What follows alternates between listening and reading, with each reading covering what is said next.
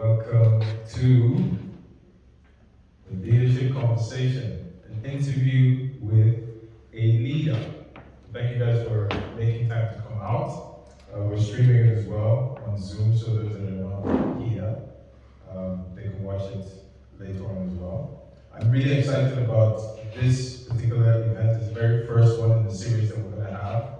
After Easter, we'll invite a few other speakers, we'll do a few workshops. I'm sure you guys are looking forward to the movie night we're going to have. You're invited as well. Yeah. Honorary IY ones, everybody are here too now. So it's going to be quite an eventful few weeks before you graduate, and the plan is also to culminate everything with an international student dinner where you get the opportunity to dress in your cultural wear and have dinner with sort of all the IY ones, IFP, so that should be quite a lot of fun. So the idea of this whole process is to help you with your personal development outside of the classroom. So we do a lot of academic work, yes, that's great, but there's a lot of other things that you need in your toolbox as well to be able to develop, to be able to achieve, to be able to be as successful as you guys will eventually become. And one of those critical things is leadership, right? And as you can see up there, it says everything rises and falls on leadership, and that's the truth. There's so much truth in that, because first of all, if you're not able to lead yourself, you're not able to do much of anything else, let alone trying to lead other people, right? So today I am very pleased, very honored to be interviewing two of my past IY1 students. They were two of my best students. I had quite a few good students actually, but these two guys, when you hear their stories, when they come up here, you'll understand why. So please, ask questions later on when we finish. If you have any questions you want to ask them, the whole point is for you to gain as much knowledge from them as possible as well, right? And when I say they're leaders, I don't mean just because they've got these titles, which, by the way, they got just recently, which is amazing, right? I'll introduce them as they come up. But as individuals, they're natural leaders.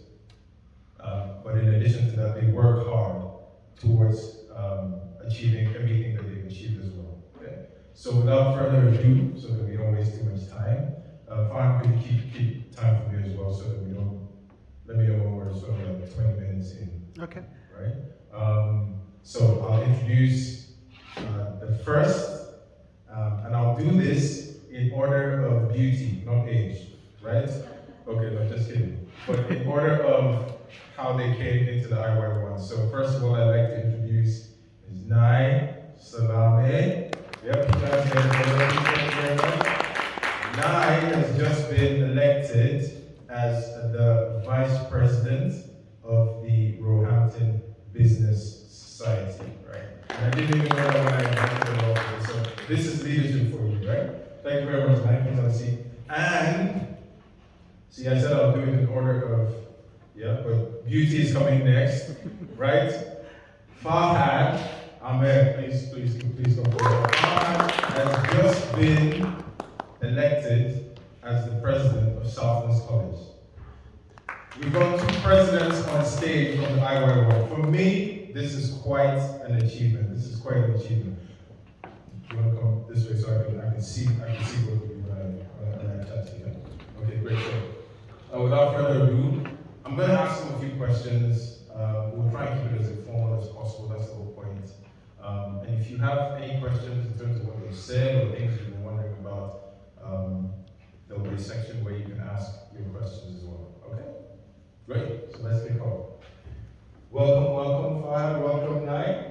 It's good to have you guys face to face, because our IY1 was actually online, wasn't it? You guys are COVID IY1s, right? It was actually online, and I must tell you guys that was incredibly difficult. Not just for them, but for us as well, because online courses are good, right? But there's nothing that beats that face-to-face interaction, being able to see people's body language, which is critical as well, and being able to interact with your classmates.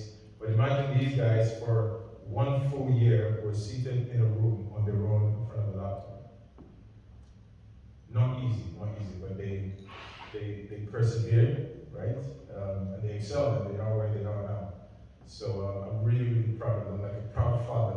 So, introducing my successful children. But anyway, without further ado, let me jump in. Right. So the first thing I want you guys to do is just sort of introduce yourself, right? Tell us who you are, where you're from, age, if you want to. I know some people can be quite sensitive by age, so you have to put a caveat to that, right? Your age if you want to, right? So let's go with that. Thank you. I'm Sidwat and Phil Sayuat to be here tonight. This afternoon. And thank you everyone for joining, Henry and especially Farhan. This visiting for me. He's one of the best teacher I ever had. Not because he was my lecturer, but I have received so many support from him. I'm truly grateful to everyone. By the way, I'm Fahad Ahmed and I'm from Bangladesh. I came here in the UK last year on 23rd of March and as an international student, and I started my course at Roehampton in international year one actually. And yes, I am 22 years old and I'm going to be 23 very soon. And that's it. That's me, and I'm passing till 9. So hi everyone, my name is Ai. I'm from Lebanon. I moved to the UK in November 2020, so literally at the peak of the COVID pandemic. I am studying business management and entrepreneurship with International Year 1. I started International Year 1 last year. And I'm 21 years old. Thank you very much. So we've got a couple of youngsters here, right? I'm old enough to be their daddy. I'm 46, so there you go. But anyway, at least now we've all sort of given our age. So when you guys are not sort of trying to conquer the world like you're doing, right? What do you do for fun? Like what is Nine? What makes Nine tick? What makes Fun tick? Like outside of doing work and leading this and leading that. Yeah, I don't really conquer the world. I believe I serve the world. Fair enough. So actually, I do so many things. I love to read mostly. I'm a proud reader. I love to say that I'm a reader, and I write books, articles, sometimes novel and stories. But I just love to write because I believe it's the most powerful weapon in the world. And yeah, and that's it. I think I thought sometimes I also love to go for traveling, and sometimes I do try to cooking. Cooking. Yeah, I do it for fun, to be honest. Trust me. So for me, I would say I love going out with friends, explore London. London has so many nice things and sights to see, so I try to do that the most. I love going to the gym. I love I'm not gonna say studying. I love watching movies and just spending time with friends. Brilliant. Next time I'll try and get a second mic so we don't keep doing that. Yeah. Anyway, so in terms of so for fun, I mean studying can be fun, right? Sometimes. Fire likes to read and write books and articles. Interestingly enough, my likes and the things I do for fun are a little bit of a cross between the two because I love going to the gym and I like reading books and listening to books as well. I do a lot of audio. That's why you like making dinner. Yeah. Readers are leaders, like they say, right? So you guys read. Are you listening? Leaders are readers, right? We keep telling you in class. And Tom, the program leader for the IFP is joined us. Hi, Tom, and Dara, at the back. Hi.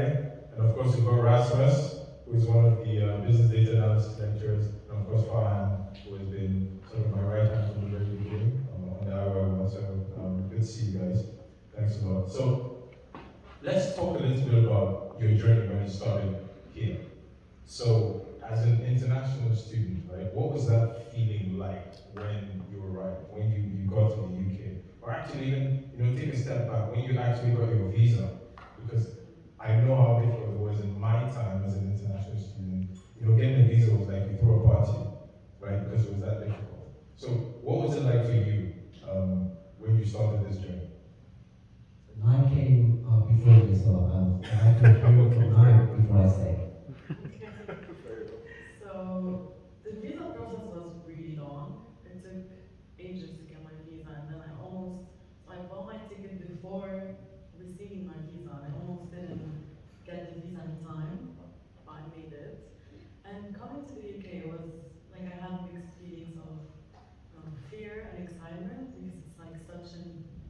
different journey, such a, like everything changed. And I moved in the middle of the pandemic, so I didn't get, I would say I didn't have the help I needed, maybe, or I couldn't ask for help easily because like everyone's scared to talk to you, and But I knew that everything was gonna be worth it because I was gonna get the education that I wanted and really like, and I moved to where I wanted to be.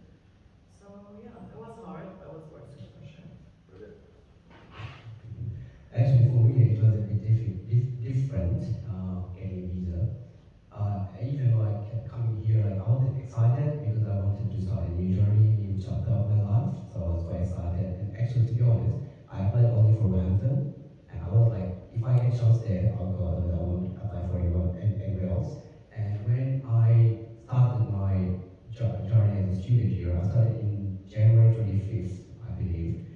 And then I applied for a visa maybe in February or March, at the beginning of March. And I was like, I applied for a visa, and I took like 2 interviews. Because in my first interview with university admission team, I did some mistake because I was a bit nervous, and they said I was okay. I was too generic, and then I gave my second interview, and I said, oh, like if the interview, like Home Office asked me for another interview, I'll just withdraw my letter. I won't go to UK because I don't want to prove myself to them. If they just give me a visa or offer me visa without taking interview, I'll go. And if they ask me for going for a visa interview, I'll just say, I'm okay, thank you. So because I knew I'm gonna get a visa, because I knew I have all the capabilities, all the I'm quite eligible for the visa. And I was like, oh, I'll definitely get a visa. So and when I got the visa, I was like, I didn't really know. I applied maybe on Friday, and I submitted all my papers on Friday, and then I received on I think next on Tuesday in like 3 days, to be honest. And I was like, oh, okay, that's fine. And that's it. I came here and started a new journey. Thanks. Great. So two different experiences in terms of, first of all, the visa process, because excuse me, sometimes depending on the country you're in, of course, the embassies work differently depending on what level they place your country. And then sometimes it depends on the number of people that are applying for visas, particularly at that time. It makes a difference as well. But again, different experiences. A little bit nervous. Farhad seems to be, selling confidence. Maybe if you need some confidence, come back to him, because he seems to be that confident. And to be fair, he has been all the way through as well, even when he came on the program, right? Okay. The other thing, for sure, that a lot of students generally, but particularly international students, sort of have to deal with is sort of the cultural aspect of things in terms of coming into a new education system, right? So, what was it for you guys when you eventually met, the lecturers and well, you guys were online, so when you saw your classmates in the Zoom classes, what was different about it, coming into this new education system? What was it like? What were the emotions compared to what sort of you guys were used to back home or knew of back home? Trying to be very honest about this experience. Back home, I'm from Bangladesh, and in my country, the education system and the environment and the psychology and the culture of the lecturer or the teacher are completely different than here. We used to call them sir. We used to like honor them like as their queen or king. Even we have to like call their spouses or partners and madam, even if they're not our lecturers or teachers. If we don't, they got very angry. So in my first lecture, I believe it was with Katie girl. She's my love, and I said, hey, hello madam, and she said, you don't have to say madam, you can just call me Katie. And I was like, yeah, that's what I want. And yeah, I feel I was feels quite welcome, and I feel like yes, I believe that it's really friendly, and I'm gonna do something better. And yeah, and the journey has begun from that day. So the educational system back in Lebanon is also really different.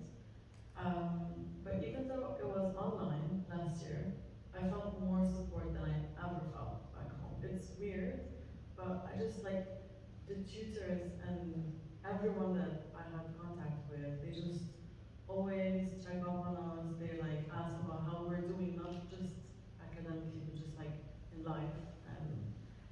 And it just felt really different. I loved it right away. And so back home I was face to face and I've never felt that kind of support. So I was really grateful for, yeah, the experience. Thank you very much for that. Could you guys give the IY1 and IFP lecturers a round of applause just for what nice really, yeah, and that's what the IY1 and the IFP programs were designed for. They're called scaffolded programs because there's that additional support. The point is to give you as much support as possible to lift you, to a level that when you get into year 2 or you go into year 1 within the university, you're comfortable enough academically and otherwise to be able to sort of fly, right? And two very good examples here. So to that point, in terms of attending lectures and classes, both programs are quite intensive. As a matter of fact, before we started the session, you saw a group of really tall young men, about 4 or 5 of them walk in. I actually thought you brought them back because they came right behind you. But anyway, they walked in there from the IFP, and they were asking a few questions to Tom. I'll talk to you about that afterwards. I actually asked them to drop you an email. But one of the questions, one of the things he said just early on was, we have lectures, sometimes 5 days a week. It's too much.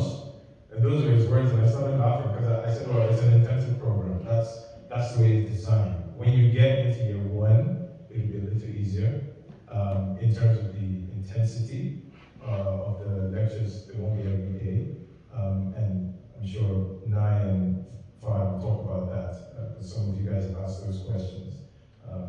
The intensity might not be as much in terms of the number of days of lectures, but in terms of the work, that's a whole different story, but I'll let them tell you about that. It's better to hear it sort of from the horse's mouth. So the question is, how do you deal with that? How do you deal with the fact that sometimes you had lectures 4 days a week, sometimes you had lectures 5 days a week, and for you guys as well, it was online. So there's the issue of constantly being online because you lecture online, then you have to do your assignments. You're still using a laptop or a computer. I know you had headaches because of long periods on the computer. I suffered the same thing even as a lecturer. So how did you guys deal with that? How did you manage to get through all of that? Actually, I have glaucoma is a medical condition. I can't use a digital screen for more than 3 hours in a day. But I use like at least 6 hours in a day. So it was really, yes, it was difficult for me because of my medical condition, and also I do have some problem regarding like focusing and concentration. And it was completely online, and everything was online. So I knew that everyone was very friendly, especially like the teachers and lecturers. They were, I would say, they were extremely friendly to me and to everyone. But I don't know, like, because I chose this course, the business management, and I decided to be here because I wanted to learn, I wanted to excel some skills, and I have some visions and dreams, and I was still now I'm very passionate, and I love my subject, I love my course. I think that's motivated me to be engaged and to be interactive with every lecture. Yes, I don't say that I didn't feel bored, I don't feel sometimes I was, but still I manage. Whenever I start feeling like bad or bored or feel like, no, I love this, and I try to motivate myself. That's it. And yeah, it was hard, but I received so much support from the lecturers, like especially Farhan. Like I used to send an email like around 10 p.m. at night, and like he was so quick and he replied to me, and everyone was extremely supportive. I think that also helps me like to be concentrated, to be focused more, because all of that, and I'm fully grateful to all QA team, to be honest. Yeah, so I agree with Fahad about the support. It really helped to make us want to show up and attend and everything. But also, personally, I'm a really competitive person. I think Kevin knows that. I wanted to be the best. So I was like, if I don't show up, I'm not gonna get the grades that I want.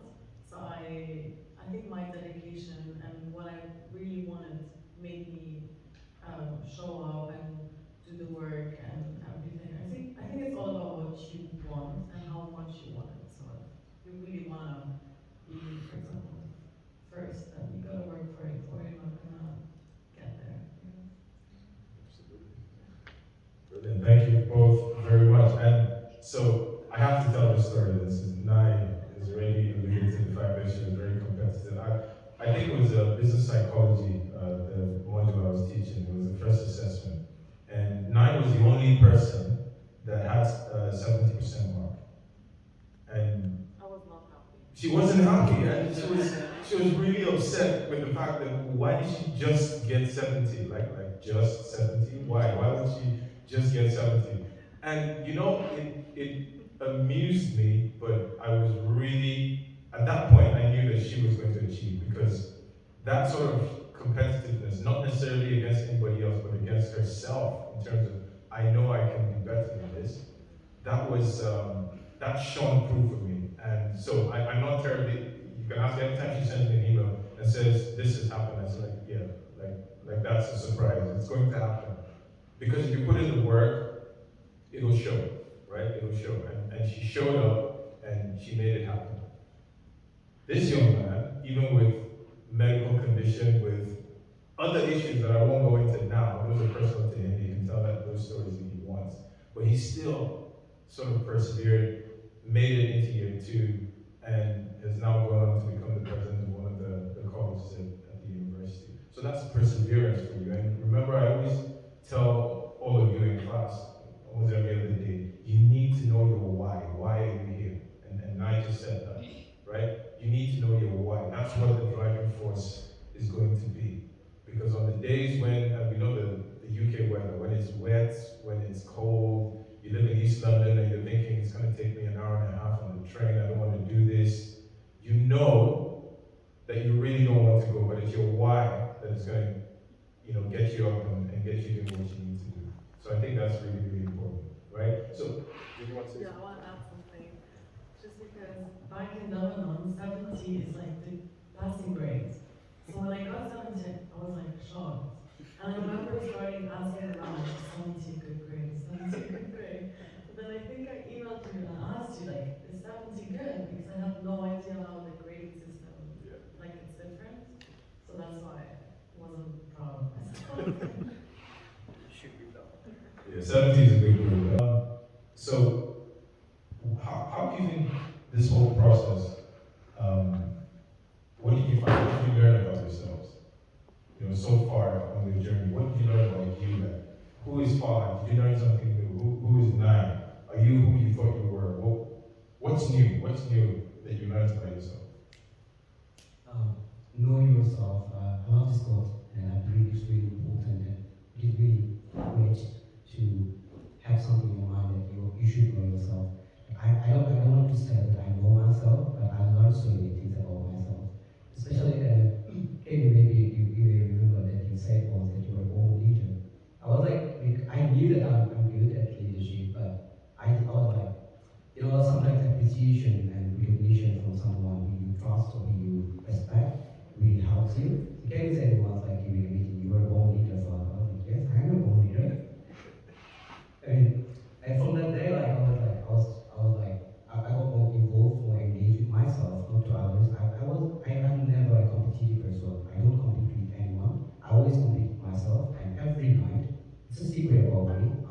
When I was only 12 years old, I started like at every night, before I sleep, I book 5 to 10 minutes for myself. I question every single activities I have did or I did during this day.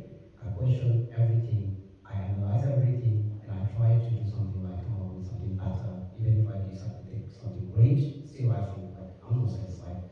Maybe there's something I can improve further. So I always give sometimes like 10 minutes every night before I sleep, and try to learn something about me, try to analyze everything I did, and that's it. And I think, and one thing I learned about myself that I should learn more.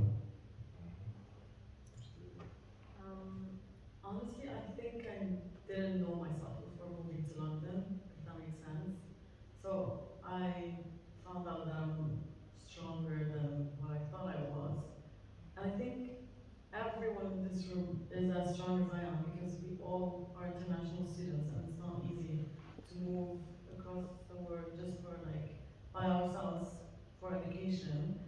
So we don't give ourselves credit for it, but that's the process of, you know, learning about yourself more.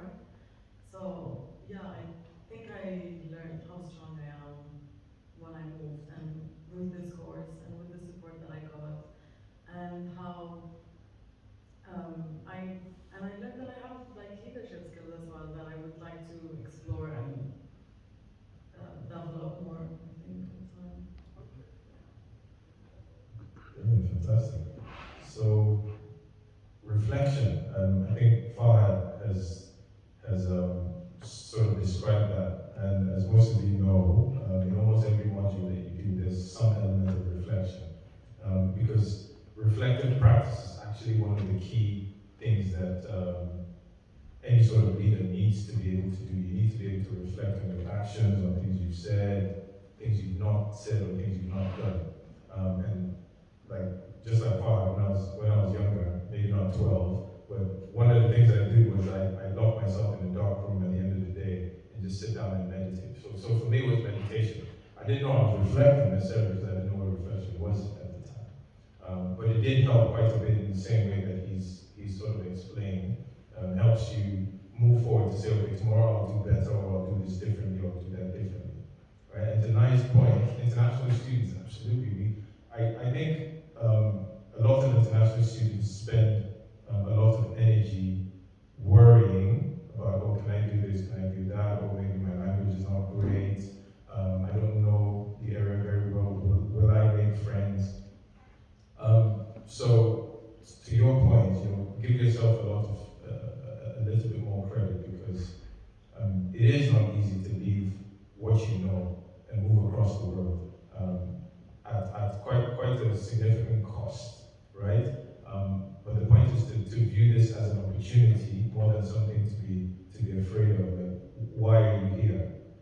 Going back to your why, right? And take advantage of everything that is available to you. And as you can see, I'm sure all of you will testify, there's so much opportunities just always around you, whether in terms of infrastructure, you've got next to everything, right? In terms of your lecturers, like both Fahad and I have spoken about in terms of the support they get. I mean, to your point, I have stories about Nigeria that I've told some of you in class already that will scare the life out of you if you wanted to go to university. Back there buying handouts and doing all sorts of weird and wonderful things, right? I'm sure Dara will be able to tell you a few of those, as well. So give yourself a little bit more credit as international students, and sort of focus on why you're here, and taking advantage of what's in front of you, because this is it. This is a huge opportunity, right? Did you want to say something? Good. Right. Okay, so just going slightly more now to sort of the university life in terms of the academics, and this is more for the IY1 and IFP students that are here, and those that are going to be watching the recording. What would you say is the difference between being on the foundation, any of the foundation program or the international year one pathway programs, and actually being in year two now in the university? For the IFP students, they'll be going into year one. But coming from this sort of, like both of you have described, so much support. What's the difference? There is a huge difference, I would say, in between international year one and in my second year. Normally, in my second year, the lecturers and mostly the professors, and they expect that you have a certain level of knowledge. They expect something free from you. But in your first year, or international year one or international foundation program, they don't expect anything from you. They consider you as a child, like they just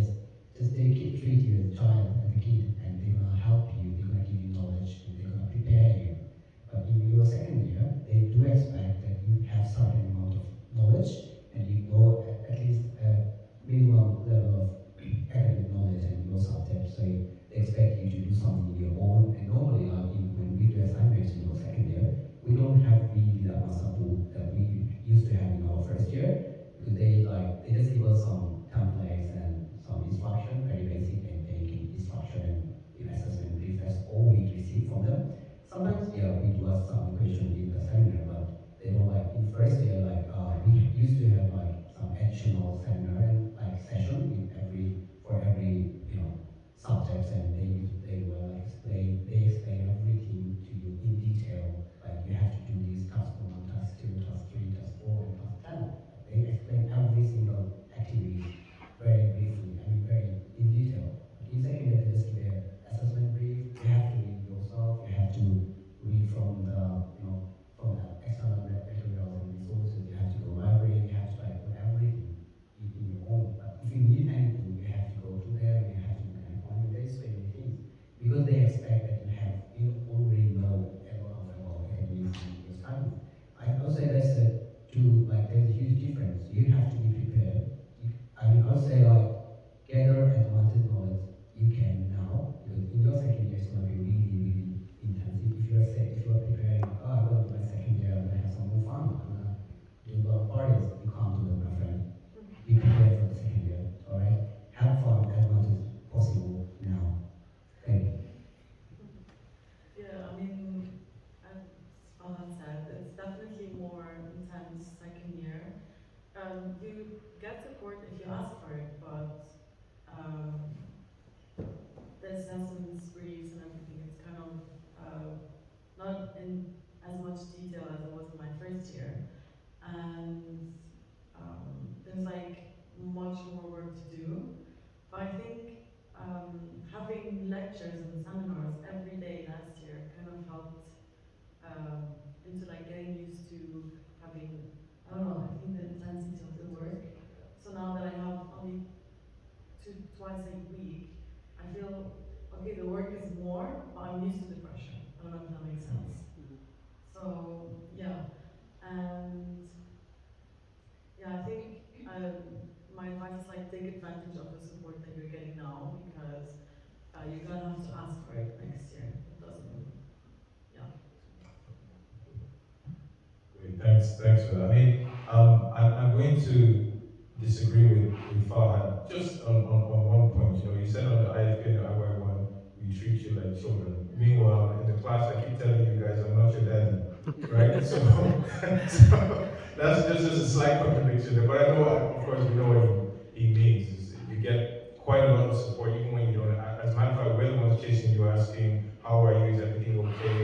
Why aren't you in lectures? Or do you have any problems, right? You get that from me, you get that, from Simon, from Farhan. Everybody's chasing you about and asking you those questions. And I suppose what they're saying is in year 2, nobody's going to be doing that because they expect that you are at a certain level of maturity. So that's literally what that is. So prepare yourselves for year 2. It's not too long now, especially for the October starters. I told you you've only got a few more months. And before you know it, even the January started, by August you're done. Actually, by August you're done. And then September you're looking at going into year 2. So time flies, yeah? So now you guys are pretty much up into the tail end of year 2, already, right?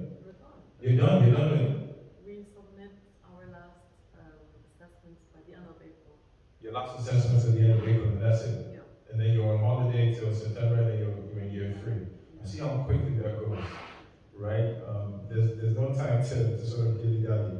So now to sort of your leadership roles now, right? We talked about you as leaders, as people, but to the leadership roles. And so Fahad, you've just been elected the president of Southlands College, right? That's huge.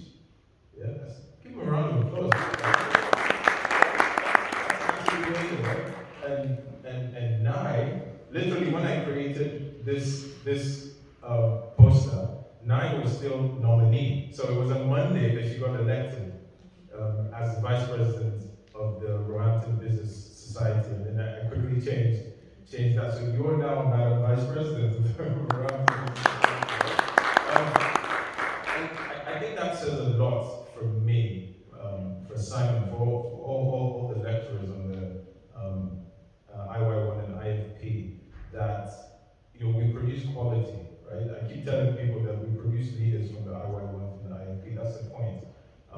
And we're really proud of the fact that we've got the two of you as the poster boy and poster girl now, and I can see a few people in the crowd that I know we're going to be sitting down here next year, right?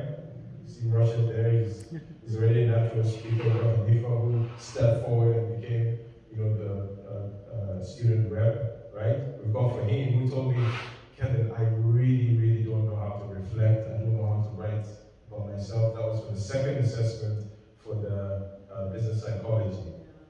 And then he comes out with a 75, right? There you go. Easily one of the best reflective statements I've read, right? And that made me really proud because he came out saying, I can't do it. I just said to him, just try, just do something. It's the most difficult bit is the starting point. And he's excelling in everything else, right? Then we've got these ladies sitting on the side here. There's a lot going on there, but I'll leave that for the next one, right? Umida is very quiet there, but she's another silent. So she wants to set up multiple businesses. So you guys need to have a chat because you have similar mindset. So there's a lot coming out of the programs that we're really, really proud of. And that's why we decided to sort of start this process as well. To start encouraging everybody else and look what you could do. You could actually do more, right? It is possible. Don't let the fact that you're an international student sort of hamper you. As a matter of fact, that should be a strength, right? So congratulations to you guys. So, but just briefly on that, what was that journey like? What pushed you to say, okay, I want to do this? So actually, I wanted to break some stereotypes about international students regarding to leadership skills. I work as a college community leader here in Southwest College, and during my work, I realized so many problems, and I found that there are so many students like me. They are like fear of like going involved in leadership, getting engaged with the societies and the university life.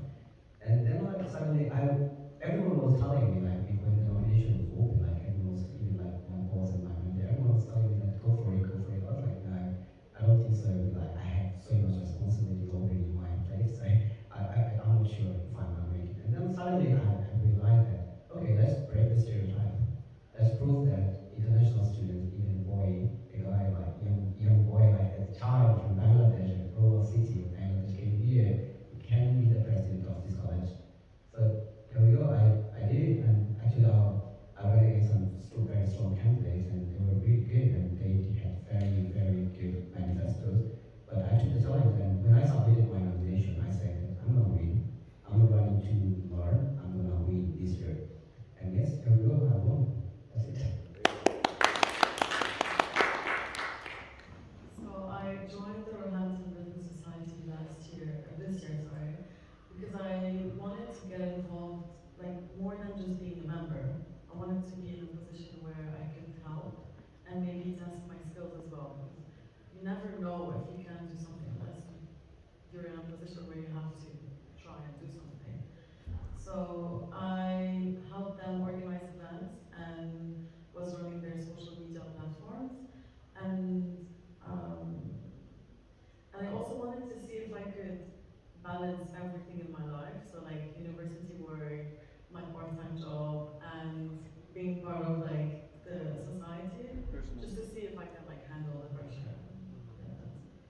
Yeah, Brilliant. Okay, and like I always say to everybody in my class, even when we do leadership as part of the course, is that leadership is not about titles, right? That's not what it is.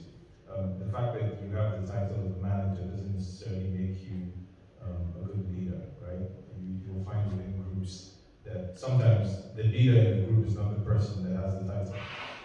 It's somebody else that has a lot more influence. So it's really about influence, right? So with the current OI1 students and IFP students, some of them may not necessarily want to step into like a leadership position, sort of how both of you have. But what would you say to them about self-leadership?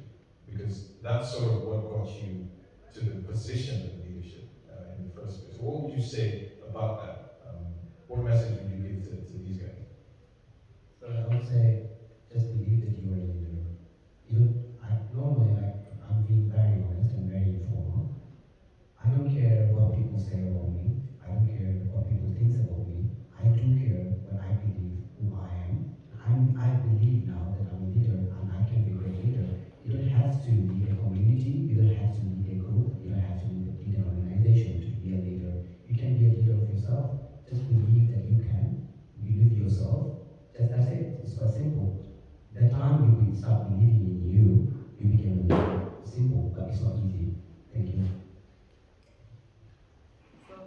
a saying that says, mastering others is strength, but mastering yourself is like the true power. And I think that it's really, really important to be self-aware because it helps you not only like get the career that you want, but it helps you to be happy in your life. And this is how it starts. Like just getting to know yourself, like what you like to eat for breakfast, for example, or just what makes you happy, just what do you like to do when you go out. And these small things, this is like where it starts. And self-leadership, it leads to leadership in general. So Great, thank you very much. Because when I asked Nai to come onto this, and she saw the title, she said, "Why does it say an interview with a leader?" Right. That was the first question she asked me. I said, "Well, because it is an interview with a leader. Because you are leaders." She's like, "Well, but it's not the title." I said, "No, it's not about the title." Right. I knew both of you as leaders even before you got the titles. So it wasn't necessarily about the title. The title is just something that became inevitable because you wanted it, right? Of course, there are people that don't necessarily go out to look for something, but just by virtue of who they are and their presence, other people ask them, "I think you should lead," right? And there are people out there like that, but so self-leadership is quite an important aspect in everything that you do, because that's really what's going to get you through your program. That's what's going to get you into year 2, that's what's going to get you into year 3 to eventually graduate, right? You have to be able to lead yourself because managing, like I said, being self-aware.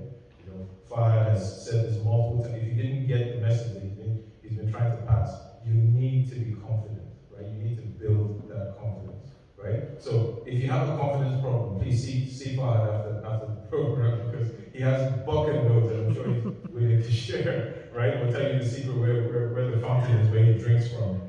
But so those two messages, self-leadership, right? It's critically important, and you need to be confident, you need to be self-aware. Okay?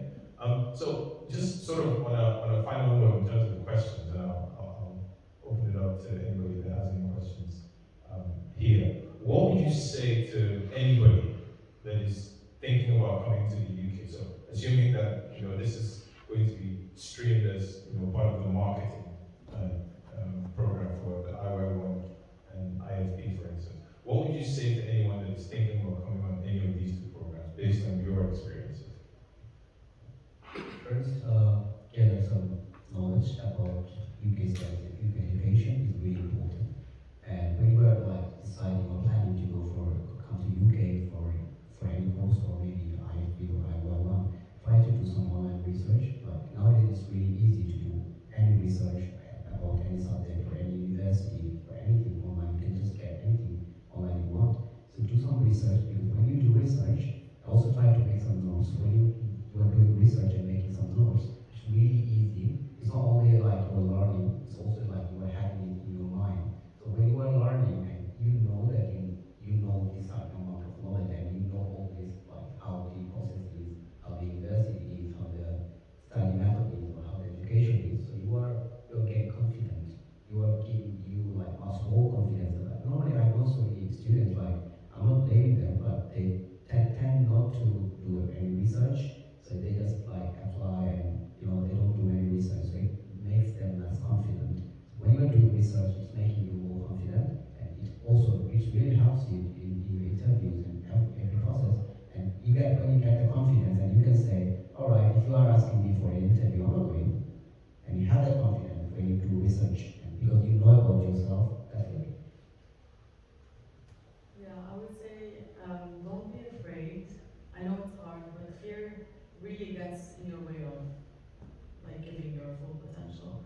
Like back in Lebanon, I used to be the worst person at public speaking, and look at me now, I'm literally speaking in front of you guys, and it feels weird to say. I remember I told you last year, I told you that I'm so scared of like presentations and speaking in front of people. And I think when you put aside your fear, or at least try to overcome it, it helps you a lot. And like as an advice, also like don't be afraid to ask for help. Everyone is willing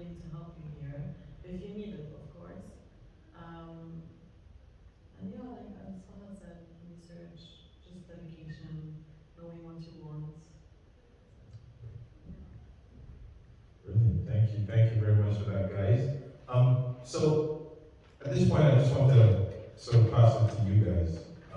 Does anybody have any question, anything you want to ask Nai or Fahad? Oh wow, hands are up. Okay. Yep. Cute. So we spoke about many things, but I knew that you have a scholarship. We haven't been speaking about that in this event. I would like to know, if possible, more information about that. Is there any where we should apply? Is there any information that we should know about? So what is your experience with having a scholarship and how did you get it? Thank you. Say, About scholarship, we do have a range of scholarships available on our university website. If you just go to roehampton.ac.uk and search scholarship, there is a range of scholarships available. And yeah, just look for it, which one you're eligible for, and just apply for it. Don't hesitate at all. I'm not gonna get it. It's always better to give it a go rather than just stop and assuming that I'm not gonna get it. Just give it a go and try for it, and you might get it. You know that. And if you need any further information, you can contact me anytime. Thank you. Thank you so much. Good question. And also, there are also external scholarships as well, like Commonwealth scholarships, Chevening scholarships. They're all so you, like you said, you need to do some research. Just if you go online, you need to find some, because sometimes within the individual universities, not necessarily just Roehampton, they have limited scholarships, right? So you can cast your net wider. Is sort of what I'm saying. Okay. Yeah, for him.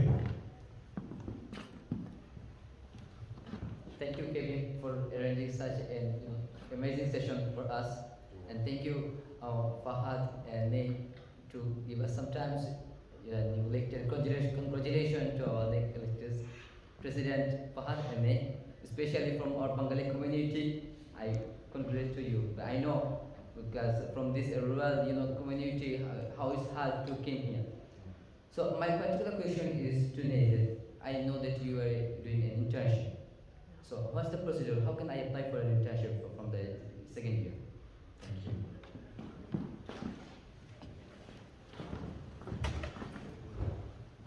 So I don't have an internship now. I was looking for one actually for the summer, but I still haven't found the one that I want. But Roehampton offers an internship scheme where you can apply for so many, but I missed my chance. That's why I didn't get one this year. And last year I got an internship back in Lebanon where I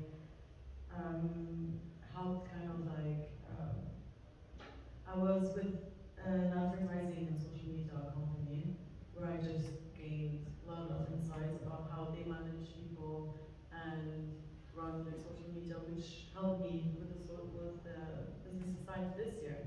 So just there's so many networks, like platforms where you can apply. If you join the business society, we have websites. We work with Bright Network, with Forage.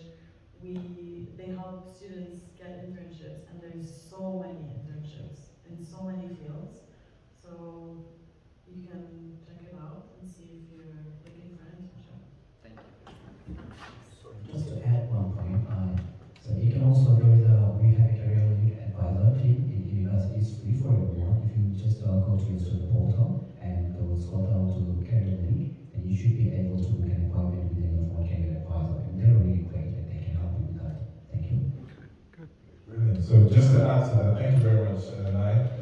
Just to add to that, you might also want, if you're not yet on LinkedIn, it might be a good idea to set up a LinkedIn profile. Start following people that you find interesting, industries that you're interested in.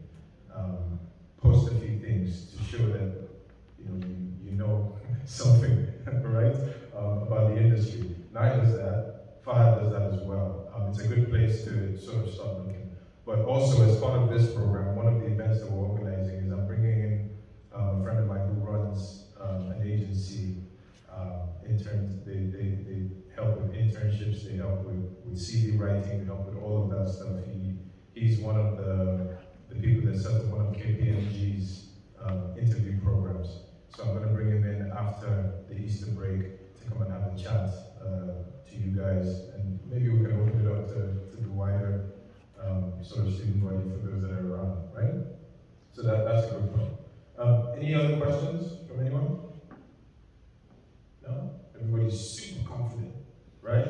Well, at least now you know nine, you know, okay. This is from the lecturer's point. Oh, brilliant, thank you. Yeah, so well done to you guys. I think you've outlined some very good stuff throughout your journey, but can you be specific in terms of some of the challenges you've had in your study journey? What are some of the challenges and how did you overcome it? So some of your colleagues can take some points from that. Very good question. Who would like to go first? How do I want to go?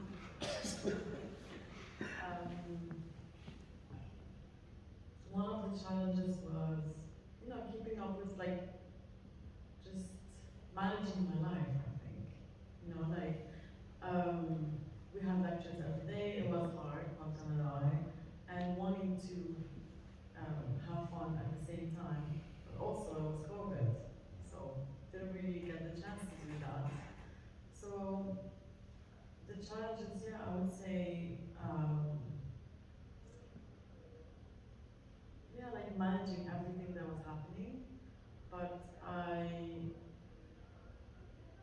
figured I don't know how to go with that. I don't know, you just write.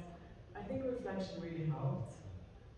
Just at the end of the day, maybe writing down your priorities, knowing what you want, that definitely helped in, knowing what I have to do first, what I have to pursue, how to focus on my work.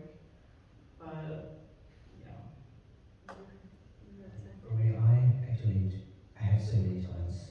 I have to deal with so many challenges, including family, friends, and personal relationship as well. It's really hard when you came here, from Bangladesh here, we have 6 hour time difference. I think it's in Bangladesh it's around 9 p.m. So it's really hard, when you get free and you want to speak to your friend or someone who you're close to, maybe with your family. It's really difficult to manage the time because when you get free, they're always asleep, and when they are free, you are sleeping or either you are in your lecture or in your assignment. So it's really hard to understand and also manage the personal relationship and also cultural barriers, I would say, and language barriers. Actually, I did a project 7 weeks long project for the university. It was funded by the college. It was mainly I did this project. It was for linguistic barriers and linguistic suppression, both to mark International Language Day on 21st of February.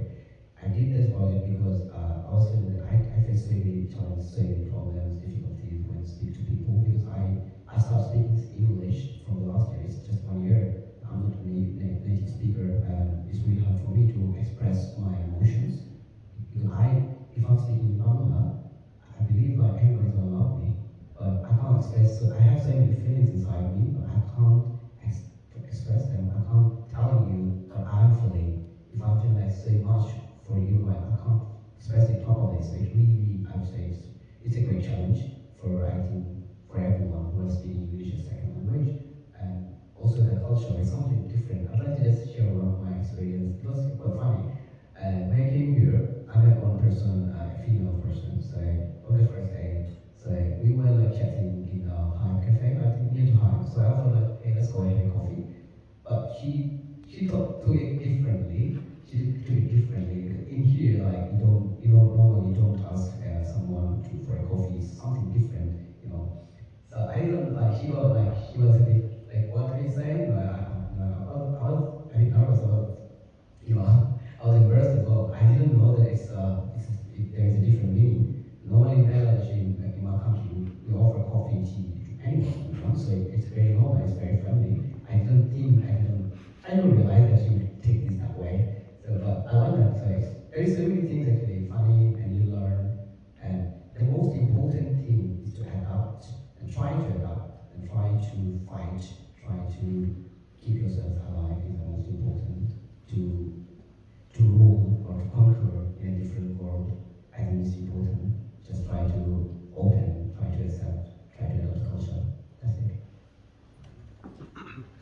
Great, thank you very much for that. Naya and Fahad. Any more questions? Does anybody have any more questions? Yes. Thank you for giving me a chance. So we know that for our career future, so academic is really important. What are the other activities we can do for do a better career? Can you repeat that? Okay. So I'm saying that for our future, so it's very mandatory to have a very, good academic result. What are the other activities we can do for a better future career? Thank you.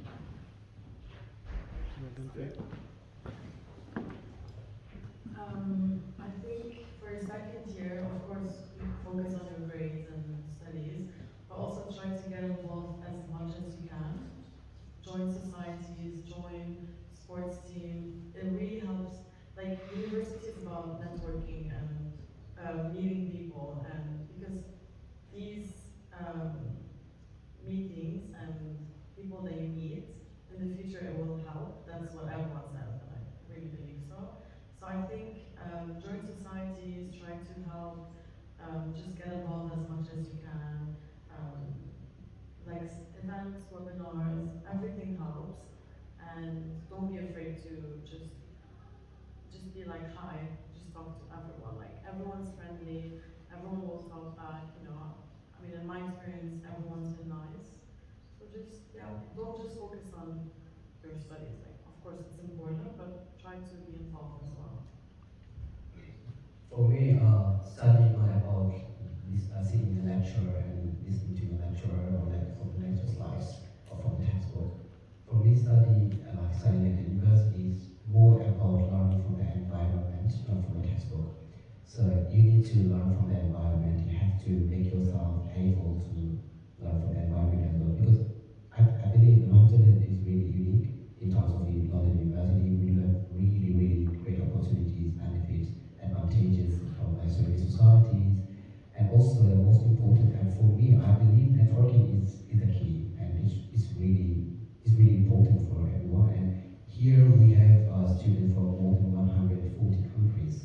So it's a really, really great opportunity for you to learn and like to mix and learn from the different nationalities. You get to learn about management styles, their religion, their culture, their psychology as well. You're a business student, I believe. So as a business student and as a future businessman or business manager, you really need good network. You need to know or understand psychology. You need to understand culture about from different aspects of the world. So try to learn from the environment. Don't stuck yourself just into lecture, just into assignments, because it's not gonna. Yes, it is important. I'm not declining that. It is really important, but it is not important than learning from the environment. Because I know so many people. I know so many people who got first class in everything, but I can see where they are and where the other people who also learn from the environment who are engaged. Because in the future, I believe in the future when you get to the corporate life or in your like start your journey, next journey. So employer and CEO and most like reputed companies not gonna look into your grades, how much do you get? They just gonna see, oh okay, so we require only to like upper second class or you have upper second class. They're not gonna ask you for what you learn from the lecture slides. They're gonna see what you have in your brain or you have in your own. They're gonna look for it. They're gonna look for your soft skill as well. So if you when you're learning from the environment, you're developing your soft skills, and which is extremely important. Thank you very much for that, Fahad. And that's a really good point that both Fahad and I have made in terms of learning from everything around, especially for international students. One of the things we suffer from is culture shock. You come in and everything is different, weather is different, language is different, accents you can't understand, people can't understand your accent. There's just so many things. You're converting from your local currency to pounds. You don't know, how to spend. I know my cousin came here and he won't stop smoking because he couldn't believe how much a packet of cigarettes cost here in the UK because he kept converting it back to local currency naira, right? So all of these things, as small as they may sound, they have an impact on even your ability to sit down in class and concentrate, right? And so I think it's been a great privilege to have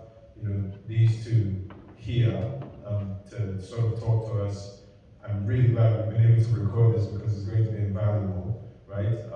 We'll try and see if we can do these things at the beginning of the year so that the next set of international students can hear from you guys, right? Hear your experiences at the very beginning so that it can sort of help them. And this is sort of the process of building this ongoing family. The fact that you've left IY1 or IFP doesn't necessarily mean you've left the pathway family. You will always be sort of part of this. So we'll keep calling on you know, to sort of help us as well. We'll keep cheering you on in terms of the things that you achieve. I've already put you guys on my LinkedIn already, you know, sort of letting everybody know that yeah, these are my people. So we're really proud of it. You can see Simon is here as well to support the program. You can see Tom, like I said, program leader for the IFP is here as well. So thank you to you guys. Thank you very, very much for everything you've done, for being here. Thank you for all you're achieving. And we're looking forward to seeing sort of the things that you're going to achieve much more in the future.